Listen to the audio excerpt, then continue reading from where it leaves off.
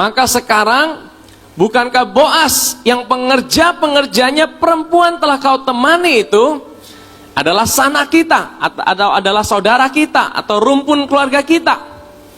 Dan dia pada malam ini menampi jelai di tempat pengirikan. Jadi ini akhir daripada penuaian. Maka mandilah, beruraplah. Maksudnya berurap itu apa, saudara? Berurap itu artinya, saudara, jadi ini menurut penafsiran gini, Rut itu selama ini kan dia janda, dan dia masih pakai pakaian kabung. Jadi orang Israel itu kalau dia berkabung, dia harus pakai baju kabung. Jadi mukanya muka kabung, pakai abu, kain kabung, saudara. Jadi itu pakaian janda yang sedang berduka karena kehilangan suaminya meninggal. Jadi suruh tanggalkan pakaian kejandaannya. Jangan berduka cita lagi. Ayo, siapkan hatimu. Naomi bilang, bukankah Boas itu sanak kita? Bukankah Boas itu adalah keluarga kita, rumpun keluarga kita? Bukankah Boas yang pengerjanya perempuan telah kau temani adalah sanak kita? Maksudnya apa? Kenapa Rut bilang gitu? Hukum Taurat orang Israel, ya, ada sebuah aturan, kalau seorang itu kehilangan suaminya dan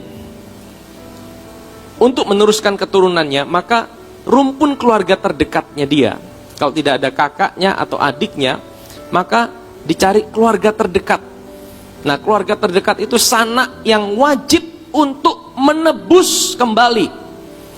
Jadi yang ditebus itu apa? Yang pertama, kalau ada harta daripada keluarga yang sudah jadi janda ini, hartanya itu udah dibeli sama orang lain, maka ya, rumpun keluarganya atau sanaknya itu wajib untuk menebus kembali harta itu.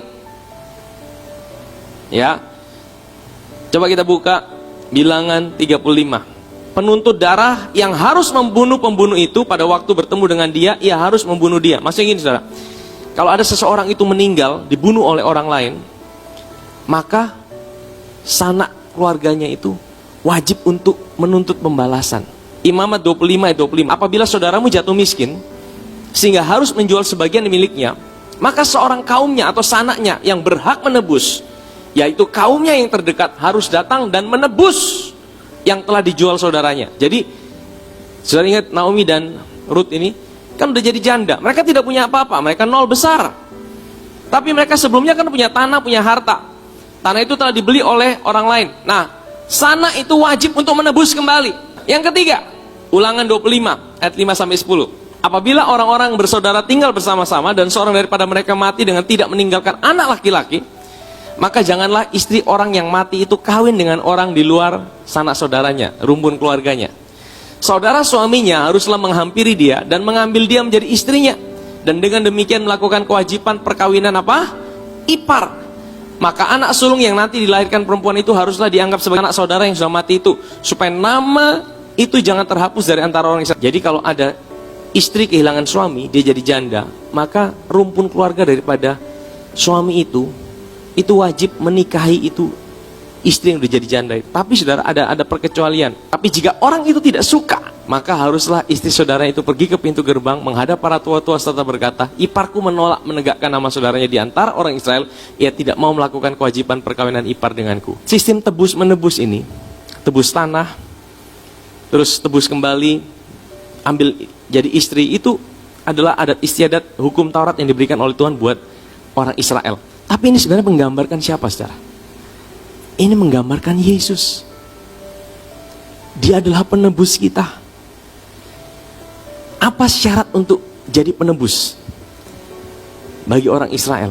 Ada 3 syarat utama. Yang pertama, dia haruslah sanak saudara. Dia tidak boleh orang lain. Dia haruslah orang yang paling dekat. Saudara tahu kenapa Yesus Allah harus jadi manusia? Supaya dia bisa dekat dengan saudara. Dia bisa jadi sama seperti saudara. Itu syarat pertama, saudara. Penebus itu harus dari sanak saudara sendiri. Yang kedua, syarat sebagai penebus apa? Dia harus kaya. Iya dong, masa kalau orang miskin dia tidak bisa tebus? Betul tidak, saudara? Kalau dia tidak punya harta, bagaimana dia bisa tebus? Dia harus kaya, artinya dia mampu. Dia punya kemampuan untuk membeli, menebus.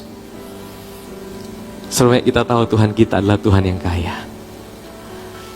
Bahkan dia tebus saudara, bukan dengan harta, bukan dengan kekayaan biasa, tapi dengan darahnya sendiri.